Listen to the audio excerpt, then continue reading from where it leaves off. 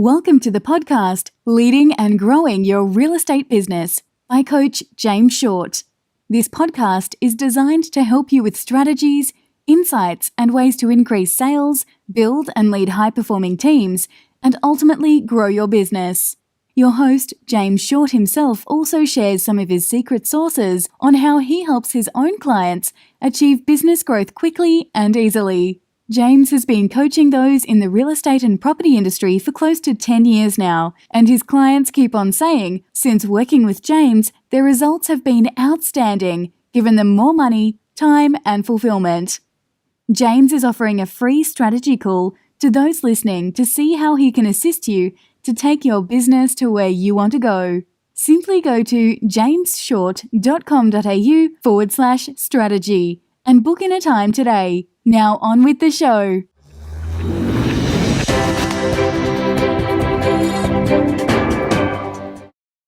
Hi, and welcome to another edition of Leading and Growing Your Real Estate Businesses. This is Coach James Short, and we are honored and privileged to have the man of the moment, Nick Raithel, with us, and he's going to share with us some amazing insights on how to create a book in 7 hours. This guy is a legend. He's the creator of the 7 Hour book, which he's going to obviously explore a lot more detail with you guys shortly. But I want you to go and check it out. Go and check out his website, Content Corp. So CONTENTCORPS.net, Content Corp, and got some loads of information there. So you'll definitely have some fun searching and browsing through his site. So let's get him online and let's get through and some amazing questions we've got for him. And Nick, welcome. James, thank you very much for having me. It's a pleasure to be here. Now, I'm going to get straight into it, Nick, because I'm super excited myself about this. You know, people out there always they've got this book analogy in their mind. They want to write this book, want to write that book. But what is the 7 Hour book? Tell me more. Sure, absolutely. Well, the 7 Hour book is a process that I've devised and my team and I used with aspiring authors to help them get their own professionally published book in just 7 hours of their time.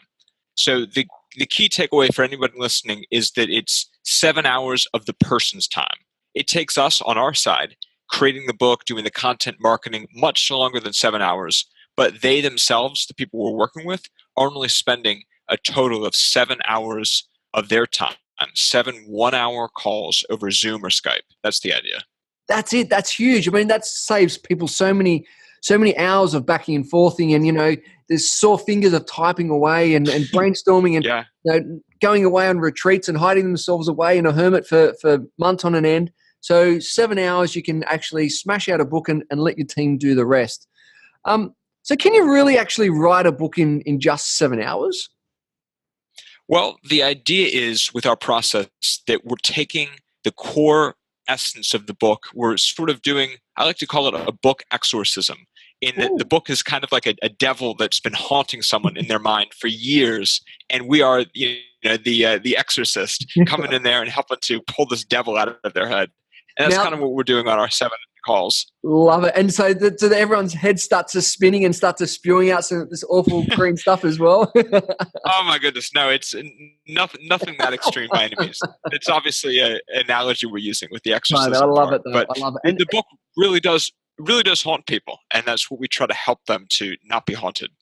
And you know what? I speak to so many business leaders, business managers, people that are experts in their field, particularly in the real estate and the property sector, and they've got a wealth of information. The IP in their minds is phenomenal, but that's where it lives. It lives in their minds, and it's not expressed. And we know, everyone knows the value of a book and what that actually can mean for their business, the credibility factor, opening up numerous doors. And to go through this process, this sounds pretty cool. Do have a question though. How is it? What you offer, how is it, I guess, different from like ghostwriting services, for example? Sure, that's a very valid question. Our difference is the fact that unlike ghostwriters, for example, we're not just trying to make something that sounds witty or fun or clever. Is there a time and a place for fun, clever writing that kind of makes you smile? Of course. But our angle and the way we're approaching it is, what is the ROI going to be on this? You are a business owner, for example, or an executive, or someone in the C-suite, and you're putting out this book because you have a specific goal in mind. You want to, for example, embark on a speaking career or launch your own coaching practice. And we're coming at the book from that angle as opposed to just making something that sounds good. Love it. And that makes so much sense, right? Because it is more than just, and we'll get into in a minute, but it's more than just the pages that open. There's more opportunities, so much. And I guess which leads me to the next question is, I mean, I know the value of it, you know the value of it, but why would a business owner really want to write a book, for example? A couple of reasons for that. One of the ones that comes to mind is the fact that a book really is a business card that you don't throw away. I mean, I personally can't remember the last time I've thrown away a book. Maybe you throw away books on your side, James, but certainly most people that we're going to come across, most of your listeners too, probably can't recall the last time they've thrown away a book. It just doesn't happen. It's almost as though we're all psychologically wired or something from a young age, whether in school or by our families, to just treat books differently. They're still paper. It's still paper like a business card. It's a few more sheets of paper, obviously, but all the same, we don't throw it away. And so if you have that book that you can give to someone, a client or a prospective client, they're not going to be as likely to throw it away as the business card you hand them at a networking function. So that would be one reason.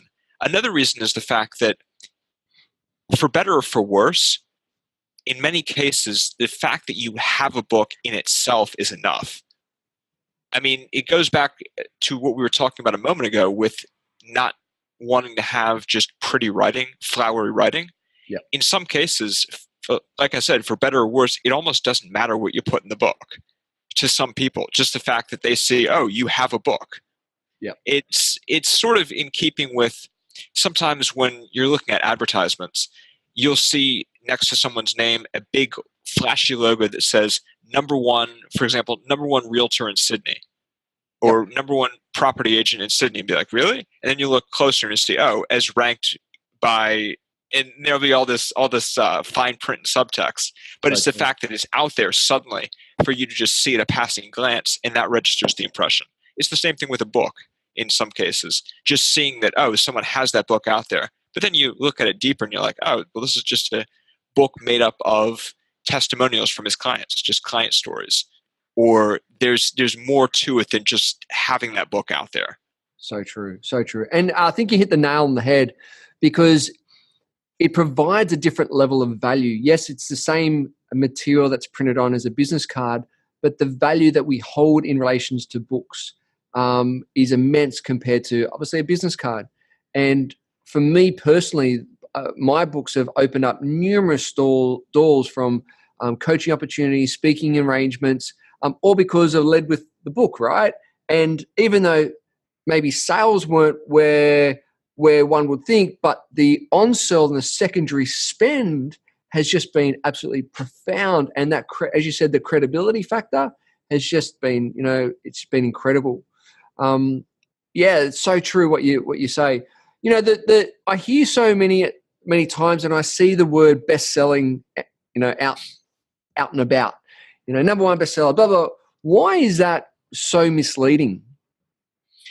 It's misleading because of the word bestseller. So if we break apart that word, the best is a value judgment, but looking primarily at the word seller means that something has sold. So where has it sold? Has it sold on Amazon, for example? Well, that's going to be a different platform than on a particular paper's bestseller list. Like I'm coming from the US, so I'm going to talk about US papers, New York Times list. So that is a very different place to be a bestseller than to be on Amazon. So that would be one thing. Then assuming though that we know what platform it is and we're considering that platform to be valid, let's talk about Amazon. So if you are a bestseller on Amazon, which category are you in? Are you a bestseller for a very big category? Or are you a bestseller for a niche within a niche within a niche within a niche and so on category, like a long tail? If you are the only book in a category, a niche category that doesn't have any other books, then sure you're a bestseller. Or if your book comes out more recently than books that have been in that category for years on end, then your book's a bestseller. So the bottom line is that there are many different contexts by which a book could be a bestseller, and there are also many different ways that a book could be positioned strategically within a category to then be seen as a bestseller. Yeah. So I guess it really depends on your strategy then, wouldn't it? On which path you want to go down, and then how do you promote that? Exactly. And that comes back to what we're saying about it has to be more than just the writing. And unfortunately, many of the people, not all of the people, but many of the people on the ghostwriting side of things just they're not thinking that many moves ahead in the chess game of this. Correct. And thinking about how to leverage the book once it is actually out. So there is a big strategy around it, isn't it? And as you said, where ghostwriting services is just about the content, but what I'm hearing, it's like, okay, yeah, that's one part of the cog, the many cogs that's going to brand you, brand the book, brand your business to be that authority, be that credible person out into your industry. Exactly. And it really is the whole idea of cliched but true that if the tree falls in the forest and no one is there to hear it, does it make a sound? Same thing with a book. If a book comes out and no one is there to receive it, does the book even come out? And I would say that technically it comes out, but not really. So you have to have that strategy in place, or at least in mind, as you're creating the book in the first place to ensure it's going to register when it does come out. Love it. So true. So true. Now, I'd like to get a little bit personal. What are some of your favorite books that you've come across along your journey?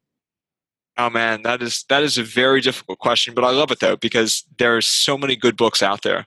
I mean, we can start with everything from The One Thing, Gary Keller and Jay Papasan's excellent book. Awesome book. It is, isn't it? With the time blocking and with the focus, to another book that's. I was actually just talking with Jay recently, and it's sort of, we're thinking it's sort of similar to The One Thing. It kind of coming at it at a right angle and helping to expand on the ideas in The One Thing. The 12-Week Year by Ryan or Brian, I believe it's Brian Moran. It's a really good book for sort of chunking out into certain lengths of time, specific objectives you have. So you would take your one thing, for example, and put it into a 12-week sprint, and then move on to another one and another one. So that's a really good one.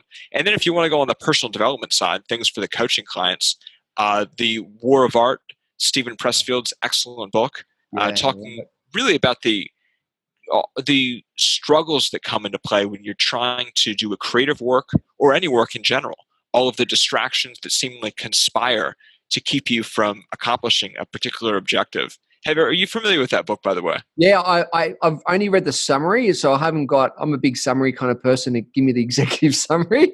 And I've some huge takeaways from that. So it's amazing, just in the summary version. Yeah, cool. So tell me about. So obviously, when we're talking about creating a book in 7 hours, we're talking a lot about time management, right? What are some of the time management tips that you can share with some of the listeners that you've come across with? You've mentioned one from The One Thing, but what can you expand on to give some further time management tips? Absolutely. One of the things I can definitely do that I practice more or less religiously is measure your time.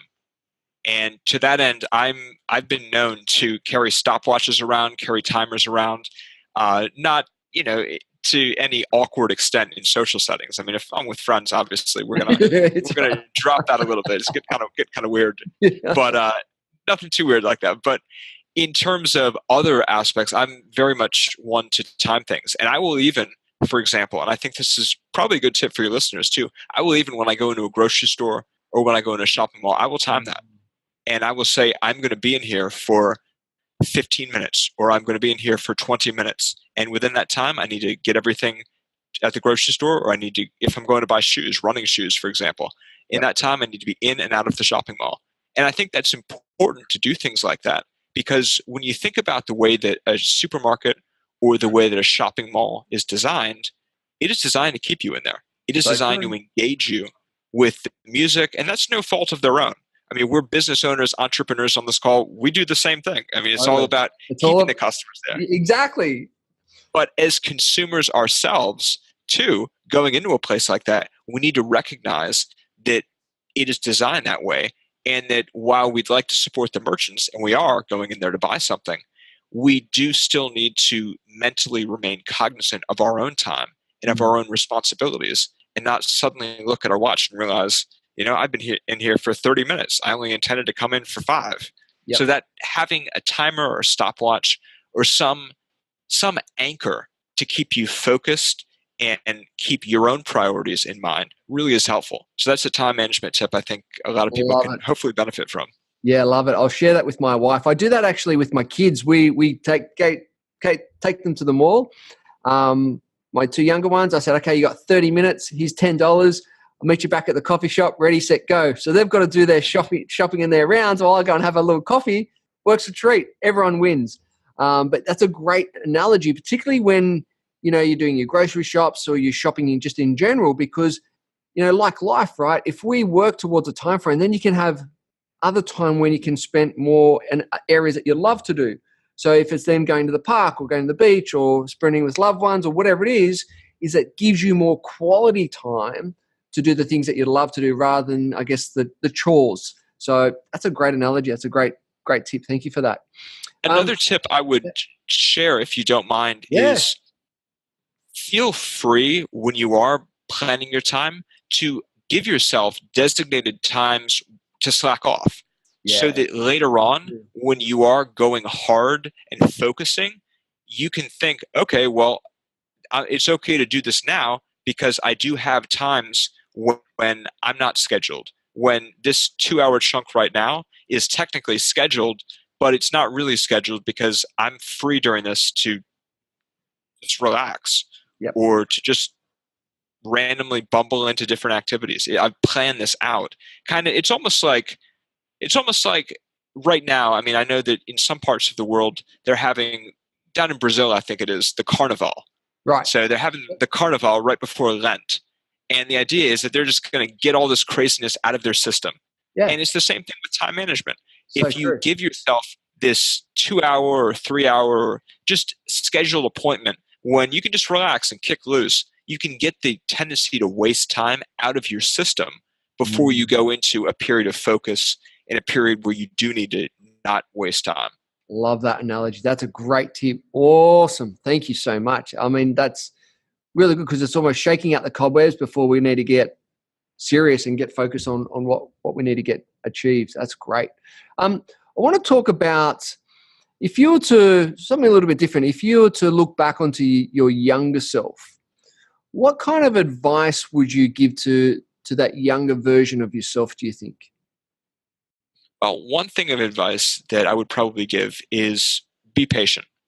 Recognize that things take time. Yep. That would be one. Another one would be hire sooner. Hire employees, build a team a lot sooner. Recognize with that superhero syndrome, as I've heard some people call it, of when you're running a business, you're trying to do everything yourself, that is completely flawed. Yep. That you do need to scale, and you need to scale sooner rather than later. That if you think you should be hiring people, it's probably too late, and that you need to go in from the ground initially, knowing or having a general sense of who you're going to hire. Building what I've heard some people call, good friends of mine too have called, an org chart. So you build an organizational chart of, as my company is growing, as I'm scaling, I'm going to need to have this person. I'm going to need to have that person. And so you're thinking a couple of moves ahead of who you're going to need, so you can then be talking to people and getting a general sense now, recruiting in advance, pre-recruiting, if you will, for the positions you're going to need to fill later. Great.